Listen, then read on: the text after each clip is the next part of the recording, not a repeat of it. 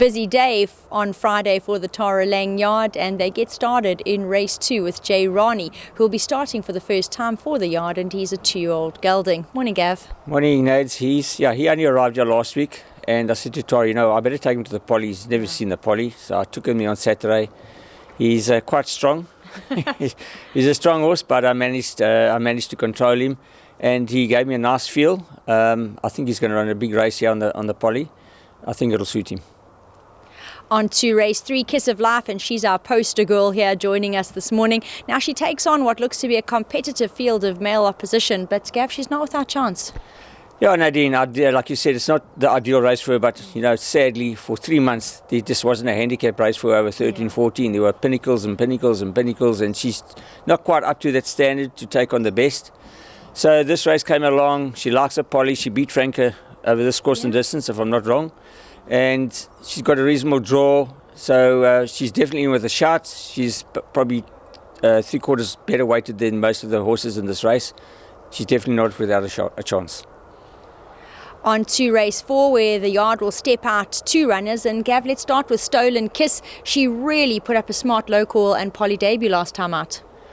Yes, Nadine, great run. As she goes to 1300, she'll obviously have a big chance. We're not quite sure she'll go the distance. But we have to try, because these type of races, in this division, you've got to run where you get a draw, so we're taking our chances. If she goes 1300, she's got a good chance. Joining her will be French Joy, and she's never far back. French Joy, yes, we're contemplating on maybe trying blinkers on her. I worked yesterday with blinkers. I'll try again with blinkers. We'll more than likely try with the blinkers on. She's dropped in the ratings a bit. I think Richard will suit her, and she is suited to this race, so she's in with a shot. In race 6, the yard will step out 3 runners, starting with Colorama, and things didn't quite go to plan in her post-maiden last time out. Yeah, another race, this low division, if you get a draw, you run. I'm not convinced the 1900, but we're taking our chances. And then the 2 that I'll tell you out of my head who they both got bad draws, Crafty Hearts and Wintertime. It's a pity, that they haven't got good draws, but you have to run them in these divisions. I mean, we've been waiting for this type of race for quite a while now. So we're taking our chances, just the draws are not in their favour. In race 8, the yard will finish up with El McVar, and Gavy's better than his last.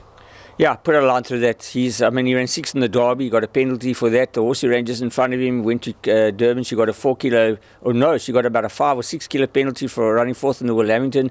So he is better than that. But the poly, we have to try. Half our races in PE are on poly, half on grass. So I've taken them a few times. He's shown me decent work on the poly. I think he would be better on the grass. There's no doubt about it. He hasn't got the best of draws, but he comes from off the pace. But this is more a learning curve. So for the future, we race poly grass. We know where to nominate and where to run. I've got the ideal race coming up for him. There's a 2-4 coming up on the grass, which will be up his alley, and he'll be a huge runner. But this is more a learning curve, but he's not without a chance. There you have it. Whatever the case there with El McVar, who tries poly for the first time, expect improvement.